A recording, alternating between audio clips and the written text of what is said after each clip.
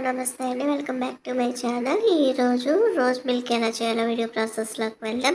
So, weekend వచ్చింది కదా! Weekend మీరు ఎలా ఎంజాయ్ చేశారు? మేమైతే ఈ చక్కని కూల్ కూల్ రోజ్ మిల్క్‌ని ఎంజాయ్ చేశాము.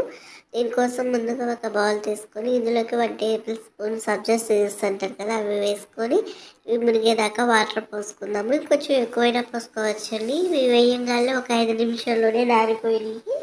So, water సరిపోలేదండి. నేను కొంచెం వేసాను. మళ్ళీ అది వీడియో క్లిప్ తీయలేదులెండి. సో, వాటర్ వేసుకొని ఇవి నానిపోయిన తర్వాత వీటిని పక్కన పెట్టేసుకుందాము. ఇప్పుడు మనం రోజ్ మిల్క్ చేస్తున్నాం కదా! ఇది రోజ్ షర్బత్ అండి. రూహ్ అఫ్జా అని కూడా అంటారు. సో, ఇది డీమార్ట్‌లో అవైలబుల్‌గా ఉంటుంది. దీన్ని తీసుకొని ఇప్పుడు మనము ఏ గ్లాస్‌లో అయితే రోజ్ మిల్క్ చేసుకుంటామో ఆ గ్లాస్‌లోకి రూహ్ అఫ్జా 2 స్పూన్స్ వేసుకున్నాక మనం నానబెట్టుకున్న సబ్జా సీడ్స్‌ని కూడా వేసేసుకొని 3 టేబుల్ స్పూన్లు మనం కాచి చల్లారి పెట్టుకున్న పాలని చల్ల పాలని ఈ గ్లాసులోకి వేసేసుకొని సగం వేసుకున్నాక మళ్ళీ కూడా 1 టీ స్పూను సబ్జా సీడ్స్ వేసుకొని కొంచెం రూఅబ్జా వేసేసుకొని అట్లా కూడా మనకి ఎంత థిక్గా అయితే తాగాలనుకుంటున్నామో అంత క్వాంటిటీ అయితే మీ ఇష్టం అన్నీ వేసేసుకొని ఇదంతా కలిపేసుకోవడమే. చూడండి మంచి కలర్లో వచ్చింది కదా! షుగర్ కూడా యాడ్ చేయాల్సిన అవసరం లేదు. రూఅబ్జాలోనే స్వీట్నెస్ ఉంటుంది.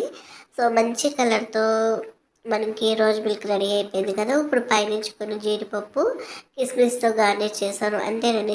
చల్లగా తీసుకుంటే మన కడుపులోకి చల్లగా ఉంటుంది.